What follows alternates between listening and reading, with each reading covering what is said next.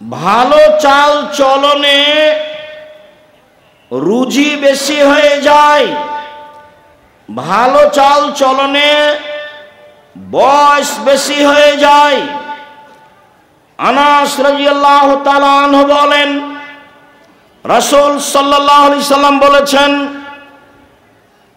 মান সাররাহু আইয়ুবসাতা লাহু ফি রিজকিহি ওয়া ইয়ানসালাহু ফি আসরিহি, যে চাই তার বয়স বেশি হয়ে যাক, যে চাই তার রুজি বেশি হয়ে যাক, ফালইয়াসিল রাহিমাহু, সে যেন সদাচরণ করে। সদাচরণ করলে রুজি বেশি হবে, সদাচরণ করলে বয়স বেশি হবে। এই ছেলে, তোমরা যারা দায়িত্ব পালন করছো দেখো তো ওইদিকে কি কোনো ছেলেরা দৌড়াদৌড়ি করছে? আমি এখান থেকে শব্দ শুনতে পাচ্ছি কেন? দায়িত্ব পালনের ছেলেরা নাই আমাদের? তোমরা এইদিকে পাহারা দিচ্ছ না? ওই পিছনে যাও। আমি তো আর আব্দুল্লাহ বিন ফজল নই যে ভোর পর্যন্ত বক্তব্য দিব। আমরা একটা পর্যায়ে চলে আসছি, কাজে কেউ হেঁটে বেড়াবে, গল্প করবে, এই নোংরা স্বভাবের লোক তো আমি চাইনি। কাজে তোমরা এটা পাহারা দাও, চতুর্দিকে পাহারা দাও। যারা দাঁড়িয়ে গল্প করছে তাদেরকে ভিতরে আসতে বলো, না হলে চলে যেতে বলো। ওদের জন্য তো বাজার একটা বড় আছে, দেখে আসলাম। অনেক জিলাপি, অনেক খাওয়ার জিনিস আছে। আমি আমার জীবনে কোনোদিন চায়ের স্টলে বসিনি। আমার মা বলতো, এক, দোকানে বসিও না, দুই, প্রাইভেট পড়ায় না, তিন, কারোর সাথে বন্ধুতালি করো না, চার, দাওয়াত খায়ও না। আমার মাঝে কি বুঝতেন? এক, দোকানে বসিও না, দুই, প্রাইভেট পড়ায় না, তিন, কারোর সাথে বন্ধুতালি করো না, চার, দাওয়াত খায়ও না। আমার মা আমার সাথে পিছে পিছে হাঁটতেন আর এই চারটা কথা বলতেন। আমরা তো কোনোদিন জীবনে দোকানে বসিনি মনে হয়। বেঁচে আছি তো।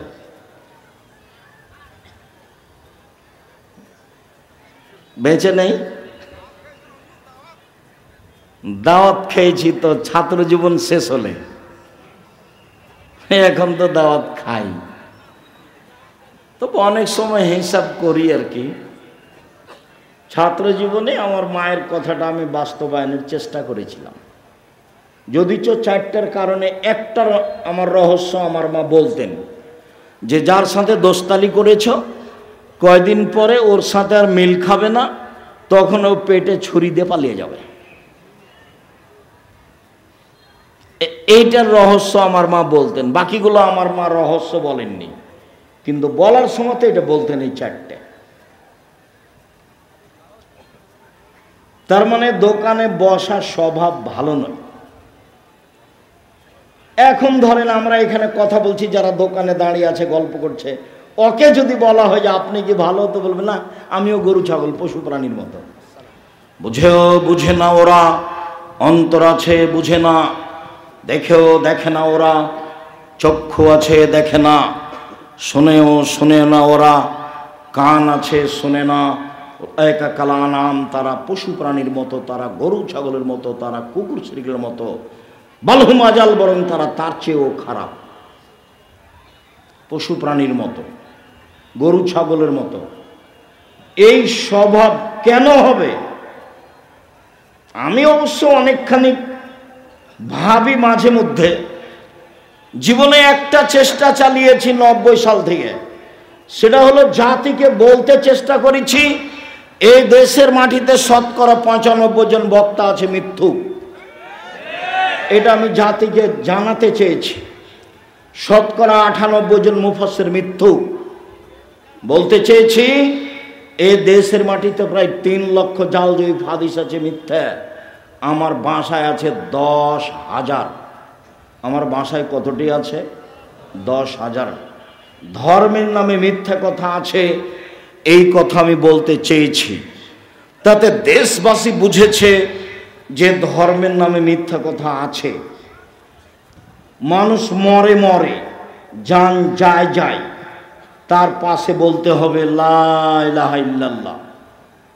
আল্লাহ নবী বলেছেন মান কানা আখিরু কালামিহি ফাদাখালাল জান্নাহ, মান কানা আখিরু কালামিহি লা ইলাহা ইল্লাল্লাহ ফাদাখালাল জান্নাহ। যার শেষ কথা লা ইলাহা ইল্লাল্লাহ হবে সে জান্নাতে চলে যাবে। সূরা ইয়াসিন পড়তে হবে মমর্ষ ব্যক্তির পাশে বা মরার পাশে, যা হাদিস জাল।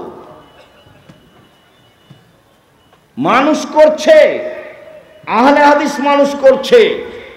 লাশকে চিৎ করে রাখা যাবে না, কাত করে শুয়ে রাখতে হবে। বুকের উপরে হাত রাখতে হবে না, পাশে হাত রাখতে হবে। মানুষ মারা গেছে, অজু গোসলের সময় মোচ কাটা যাবে না, হারাম। পরিষ্কার পরিচ্ছন্নতার কাজ করা যাবে না, নখ কাটা যাবে না, পেট চেপে পেশাব পায়খানা বের করা যাবে না, সব হারাম। শ্বাস বন্ধ হয়ে গেছে, সব বিধান বন্ধ। অজু দিয়ে গোসল দিতে হবে মাত্র, এইটুকু ছাড়া আর কিছু নেই। লাশকে সামনে রেখে নেতারা ধারাবাহিক বক্তব্য দিচ্ছে, এই বক্তব্য হারাম। এমন কোনো মায়ের বেটা জন্ম নেয়নি পৃথিবীর ইতিহাসে যে লাশকে সামনে রেখে বক্তব্য দিতে হয় তার প্রমাণ দিতে পারে। ধর্ম বিকৃত করেছে হুজুরি। আমি উপস্থিত হব তোমাদের জানাজায়, তখন দেখি কোন নেতা কথা বলে, বলাই হতো দেখি এত বড় নেতা কে জন্ম নিয়েছে।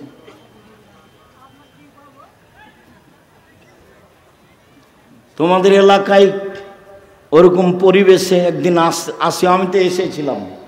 মৌলানা সাহেবের জানাজা, ডক্টর আসাদুল্লাহ গালেব জানাজা করেছিলেন, এই যে আরে আলাদিপুর মাদ্রাসার মৌলানা শামসুদ্দিন সাহেব। আমরা সেদিন ছিলাম। জানাজার সময় ডক্টর সাহেবই তো জানাজা পড়ালেন। এমন তো দুঃসাহস কেউ করে না, করে সে কিছু করবে এটা আমি ধারণাও করি না। তার মানে কোনো এমপি মন্ত্রী, কোনো চেয়ারম্যান মেম্বারের অধীনে আমি জামিয়া সালাফিয়া চালাই না। জামিয়া সালাফিয়া বৈদেশিক পয়সা দিয়ে চলে না। জামিয়া সালাফিয়া কোনো বড় ধরনের বিত্তশালী দিয়ে চলে না। জামিয়া সালাফিয়া কোনো লোকের কথা দিয়ে চলে না। জামিয়া সালাফিয়া কোনো কমিটি দিয়ে চলে না। জামিয়া সালাফিয়া একটা সৈন্যের উপরে আছে, মাসে 40 লাখ টাকা বেতন লাগে। কেউ ক্ষমতা দেখে একটা কাজ করে নিবে এমন দুঃসাহস মাটিতে নেই। কেউ এমন দুঃসাহসের মানুষ মাটিতে নেই। আমার জীবনে আমি কোনোদিন বক্তব্য দিতে গেছি কোনো মসজিদে, কোনো জায়গাতে ওর কথা অনুপাতে বক্তব্য দিতে হবে 90 সাল থেকে নিয়ে এখন পর্যন্ত কোনোদিন ঘটেনি। সম্মানিত দিনী ভাই বোন, এই জন্য আমি দাবি রাখি যে আমি আব্দুর রাজ্জাক বিন ইউসুফ কোনো এলাকায় গেলে সে এলাকার ভাই বোন আত্মীয় স্বজন মানুষজন সবাই আসবে, এমনকি হিন্দু আসবে, আমি তার কিছু না কিছু উপকার করবই করব ইনশাআল্লাহ। সম্মানিত দিনী ভাই বোন, চাল চলন ভালো যার সে জান্নাতুল ফেরদাউস পাবে, এ কথা মুহাম্মদ সাল্লাল্লাহু আলাইহি সাল্লাম বলেন। 3টা মেয়ের লালন পালন করলে, 2টা মেয়ের লালন পালন করলে নবীর সাথে জান্নাতে থাকা যাবে, তবে জান্নাতুল ফেরদাউসের কথা নেই। পৃথিবীতে একটাই ইবাদত, সেটা হলো ভালো চাল চলন, যার বিনিময় হলো জান্নাতুল ফেরদাউস। সম্মানিত দিনী ভাই বোন, ভালো চাল চলনে বয়স বেশি হয়ে যায়, ভালো চাল চলনে রুজি টাকা পয়সা বেশি হয়ে যায়, মুখ খারাপ করে ব্যবসা বাণিজ্য করবেন না, মুখ খারাপ করে জাতিকে ক্ষমতা দেখাবেন না। মাটির মানুষ মাটির মতো হয়ে থাকবেন। যত উপস্থিত মহিলা আছেন, আপনাকে অনুরোধ করে বলছি, শাশুড়িকে উপেক্ষা করে কথা বলবেন না, মাকে উপেক্ষা করে কথা বলবেন না, ননদকে উপেক্ষা করে কথা বলবেন না, জায়ের ছেলে মেয়ে যাকে দেখে উপেক্ষা করে কথা বলবেন না। নরম হয়ে যান, মুখামুখি উত্তর নেই, ফল ভালো হবেই হবে। মুরব্বী আপনাকে বলছি, আল কেটে জমি বাড়াবেন না। আপনাকে বলছি, ক্ষমতা দেখিয়ে মানুষের নামে মামলা করবেন না। দাপট দেখিয়ে মানুষকে অপমান খাটো করবেন না। চাঁপাইনবাবগঞ্জ নাচলের ভাষায় মানুষকে গালি দিবেন না, জান্নাত হবেই হবে ইনশাআল্লাহ। সম্মানিত দিনী ভাই বোন, আব্দুল্লাহ ইবনে আমর বলেন, রাসূল সাল্লাল্লাহু আলাইহি ওয়াসাল্লাম বলেছেন, চারটা জিনিস আছে যার, সবকিছু আছে তার, ইহকাল আছে তার, পরকাল আছে তার, জান্নাত আছে তার। চারটা জিনিস আছে যার, সবকিছু আছে তার, ইহকাল আছে তার, পরকাল আছে তার, জান্নাত আছে তার। এক, হিফজ আমানাতিন, আমানতের রক্ষা। আমানত খুব কঠিন জিনিস। চেয়ারম্যান মেম্বার এমপি মন্ত্রীকে বললে বোঝা যাবে আমানত কি জিনিস। মাদ্রাসার প্রিন্সিপাল হেড মৌলানা, মসজিদের সভাপতিকে বললে বোঝা যাবে আমানত কি জিনিস। আর তোমরা স্কুলের ছাত্র, ক্লাস 10-এ পড়ছ, সবাই মিলে টাকা উঠে একটা করবে অনুষ্ঠান, তো দুইজনকে বাজারে পাঠিয়েছ, তো ওরা কিছু উপহার দেওয়ার জন্য জিনিস কিনেছে, ওরা আবার নাস্তা করেছে দুইজন মিলে, দিয়ে 90 টাকা নাস্তা করে জিনিসের দামটা বেশি বেশি করে দামের সাথে 90 টাকা শেষ করে দিয়েছে। ওরা বলেছে দুইজনে এটা বলবি না, নাস্তার কথা বললে মন খারাপ করবে। তুমি ক্লাস 10-এ পড়ো, 90 টাকাতে হেরে গেছো, ঈমান হারিয়ে গেছে। আমানত আছে যার, জান্নাত আছে তার। আমানত নেই যার, জান্নাত নেই তার। আমানত খুব কঠিন জিনিস। আমানত আছে যার, ইহকাল আছে তার, পরকাল আছে তার। তাই তো আমি বলেছি, সমাজের দায়িত্বশীল যদি জানতো আমানতদারি দায়িত্ব কত কঠিন, তাহলে জনগণকে বলতো, জনগণ, আপনাদের ভোটে আমি নির্বাচিত চেয়ারম্যান, আমার দায়িত্ব নেওয়া ভুল হয়েছে। আব্দুল রাজ্জাক সাহেবের বক্তব্য শুনেছি, যারা দায়িত্বে আমানতের খেয়ানত করে তাদের বিচার দেরিতে হবে। একদিন দেরি হলে 50,000 বছর, 3 দিন দেরি হলে কত বছর? 1.5 লক্ষ বছর। আমি চলে গেলাম, আসসালামু আলাইকুম, আমার বাবার জমি আছে 10 শতক, বেগুন চাষ করে খাবো, এই রুজি খেতে আমি রাজি নই। আবু জার গেফারি রাদিয়াল্লাহু তাআলা আনহু বলেছিলেন, আল্লাহর নবী আমাকে এলাকার নেতা করে দেন। আবু জার গেফারি বলছে, আল্লাহ রাসূল বলছেন, আবু জার গেফারি তুমি করেছো কি? নেতৃত্ব আমানত, আর তুমি হলে জয়ীফ, দুর্বল, দুটাই এক নয়, হবে না তোমার নেতৃত্ব দেওয়া। পিঠের উপরে থাবা মেরে বলছে, আবু জার গেফারি তুমি করেছো কি? বিচারের মাঠে নেতার সামনের চুলকে ধ্রুবসার তারার সাথে বেঁধে ঝুলিয়ে রেখে দিবেন। এরপরেও বলবে, এইভাবে আমার ঝুলে থাকা ভালো দুইজনের মাঝে দায়িত্ব পালন করার চেয়ে। সবাই দেখতে পারেন, প্রত্যেকটা হাদিস গ্রন্থে আছে নির্বাচন অধ্যায়, রাজত্ব পর্ব। অতএব আমানতদারি আছে যার, জান্নাত আছে তার। 2 হুসন খালিকাতিন, ভালো চাল চলন যার, জান্নাত আছে তার।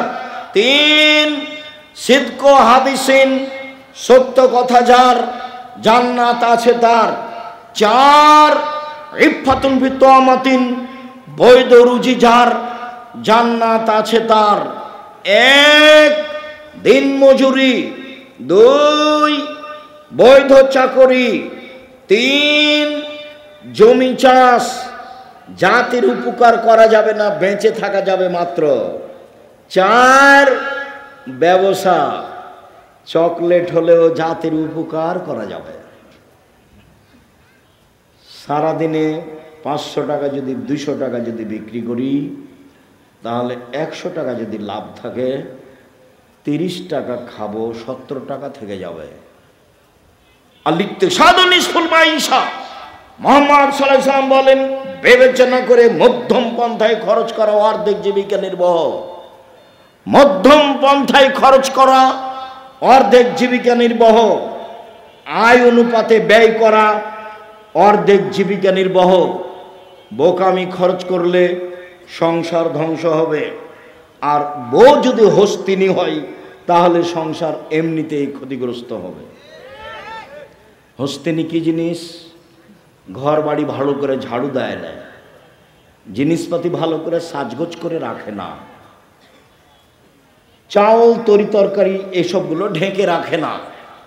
আল্লাহর রাসূল বলছেন, পৃথিবীর মানুষ শোনো, এজাম সাইতুম কুফু সিবিয়ানাকুম, সন্ধ্যার সময় বাচ্চাদের ধরে রাখো, এই সময়তে শয়তান ছড়িয়ে পড়েছে। রাত একটু পার হলে বাচ্চা ছেড়ে দাও।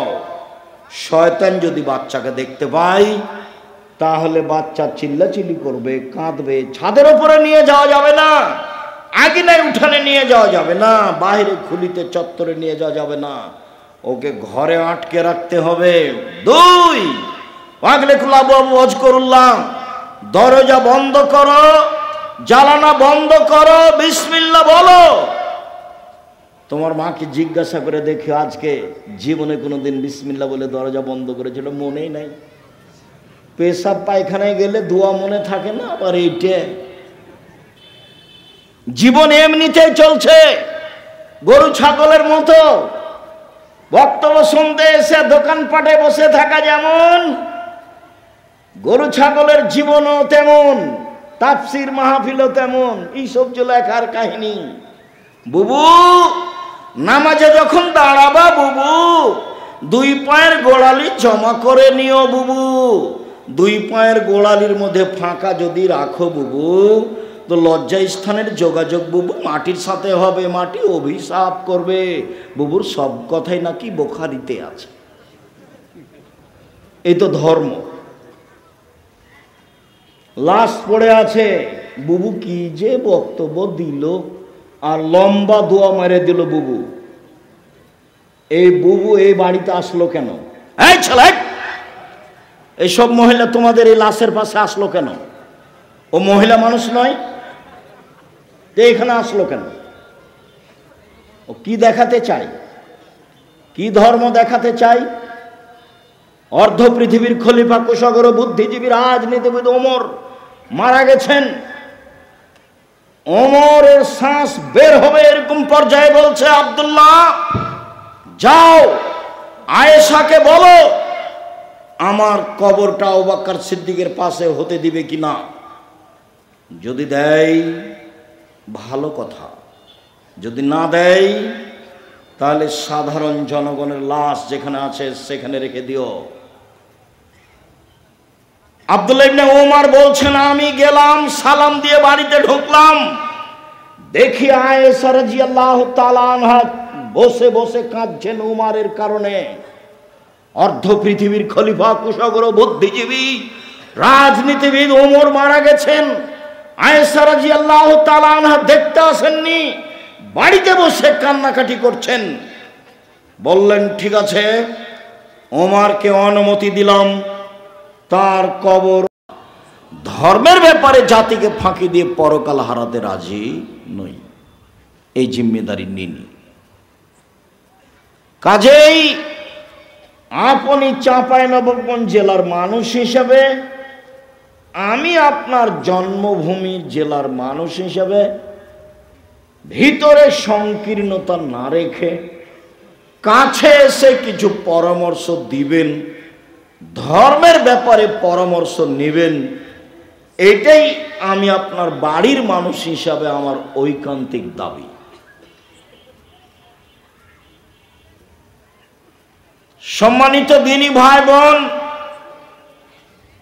দেশ বিদেশের বড় বড় বিদ্বান থাকবেন সেদিন 6 তারিখ 6-7 নভেম্বর। সেদিন নিজের সম্মেলন মনে করে উপস্থিত থাকবেন। 16 থেকে 18 লক্ষ টাকা খরচ হয় এই প্রোগ্রামে। আমি জাতির সেবায় পিছে হটিনি। আপনি কোনো দুর্বল সাইড উল্লেখ করে নিন্দা করে পিছনে হটলে ক্ষতি আপনার হবে। বলছিলাম, মহান আল্লাহ বলেন, মুহাম্মদ সাল্লাল্লাহু আলাইহি সাল্লাম, আপনি মানুষকে মাফ করুন। মুহাম্মদ সাল্লাল্লাহু আলাইহি সাল্লাম, আপনি মানুষের জন্য ক্ষমা চান, প্রতিশোধ নেবেন না। মহান আল্লাহ বলেন, আল্লাযীনা ইনফিকুনা ফিস সাররাই ওয়াজ দাররাই ওয়াল কাযিমিনাল গায়জ ওয়াল আফিনা আনিন নাস, ওরা জান্নাতি এক সচ্ছল অসচ্ছল অবস্থায় দান করে যারা, বেশি টাকা আছে লক্ষ টাকা দান করে যারা, কম টাকা আছে 5 টাকা 10 টাকা দান করে যারা, তারা জান্নাতে যাবে। 2, অল কাযিমিনাল গায়জ, রাগকে দমন করে, রাগ দিয়ে বিচার করে না, রাগ দিয়ে প্রতিশোধ নেয় না, স্ত্রীকে গালি দেয় না, ভাইয়ের সাথে ঝগড়া করে না, দলাদলি করে মানুষের সাথে মারামারি করে না, মানুষকে জেল হাজতে দেয় না, মানুষকে নিয়ে মিছিল মিটিং করে না, মানুষের ক্ষতি করে না, মানুষকে মাফ করে যে সে জান্নাতে যাবেই। আল্লাহ ফিরানিন নাস, মানুষকে মাফ করে যে সে জান্নাতে যাবে।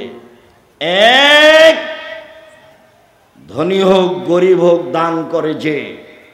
2, রাগ দিয়ে কাজ নেয় না যে। 3, মানুষকে মাফ করে যে, এরা জান্নাতে যাবে। একজন সাহাবী বলছেন যে সাহাবীগণ আল্লাহর নবীকে বললেন, আল্লাহর নবী বলেন তো, মা খায়রু মাউতিল ইনসান, আল্লাহ যে মানুষকে অনেক নিয়ামত দিয়েছেন তার সবচেয়ে উত্তম কোনটি? সবচেয়ে উত্তম নিয়ামত কোনটি? এই ছেলে, ওই ছেলেটা ভিতরে হাঁটছে কেন? আপনি খেয়াল করছেন না? আপনার পাশে তো ও তো কথা বুঝবে না, ও তো মনে করছে এই যে আমি একটু ঘুরে আসি।